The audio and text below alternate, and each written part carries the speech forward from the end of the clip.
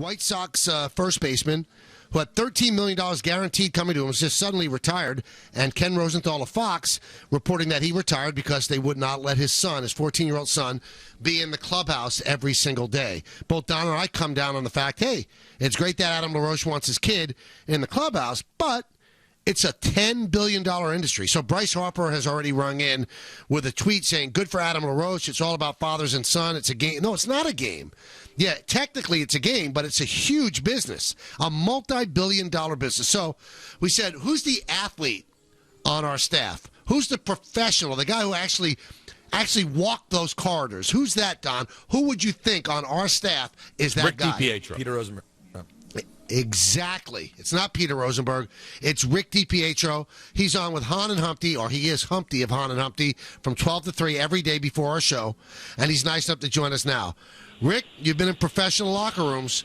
What's your take on this? Could or should a kid be allowed in every single day? Well, should we get Peter's take? What is it like in a jockey's locker room? Do they allow kids? In the what locker room? Jockeys. Because I'm short and horses. Because I'm short and horses? I'm trying to put it all together. Wow. What a brilliant opening salvo. We never get this live. Michael, I'll say this, Michael, is that we did have quite a few guys that would always bring their kids in the locker room. It was pregame skate. It was after a win. You really saw kids in the locker room after a loss. I would say the one thing, at 14 years old, I mean, the locker room does become a place where, and everyone's already mentioned this, guys want to relax. It's one of the fears, I think, that a lot of teams have with having a woman coach or having a woman trainer, is that guys go there and it reverts back to being in high school. You say some things that you probably shouldn't say. The language isn't great. Guys walking around naked. It's a fine line, and especially if it's a guy that you're counting on. And it's baseball. I understand it's every single day, but it can affect your preparation. And I'm sure that there's some guys in that locker room that don't necessarily like having kids around.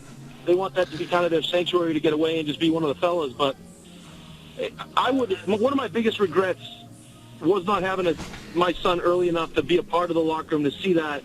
And, you know, I'd give Adam LaRoche some credit. He's willing to walk away. $13 million is a lot of money. But if I'm one of his teammates, I can understand that you don't necessarily want someone's kid in there every single game, every single day. And I would think, since general managers don't spend every waking moment in a dressing room or a locker room or a clubhouse, that with the evidence we have, Rick, this is probably a situation where his teammates may have complained, and that's what brought it to a head. Would you agree with that?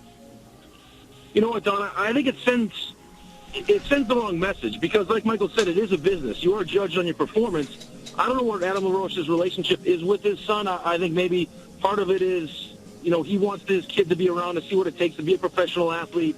He talked about Ken Griffey Jr. That's probably something that he treasures, was getting to, you know, be with his dad, be a part of that. But I think at some point, as a general manager, as a coach, you want this to be a business. It is a game, but you need results, you need performance. And I don't necessarily want one of my players worried about entertaining his kid while he's trying to prepare to play in a game.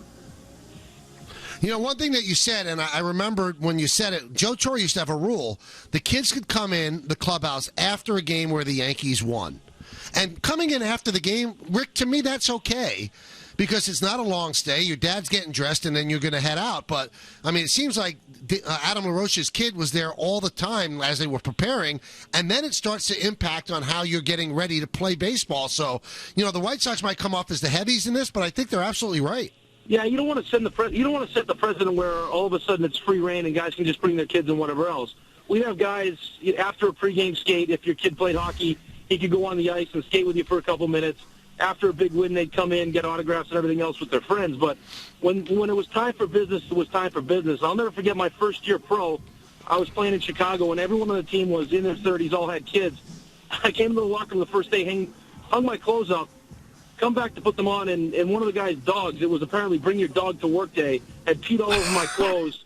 And I was like, this is professional sports? But it was a relaxed veteran locker room. When you get to the NHL, young guys, there was a big difference. It wasn't as relaxed. You were expected to come in, do your job. If you won, then you got to celebrate with your family, and if you wanted to bring friends in. But they definitely made you know that there was a time for business and there was a time for fun.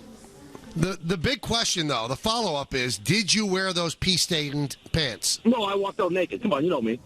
Oh, nice. Just And to the other make, question is, do you want your kids hanging around? I mean, Michael, you've been in those locker rooms. You see what goes on. I mean, I don't know if I want my kid hanging around these guys on a regular basis thinking, all right, I can say what these guys say. Like, I can go into my locker room at 14 years old and repeat some of the things or the jokes that I heard in a grown man's locker room.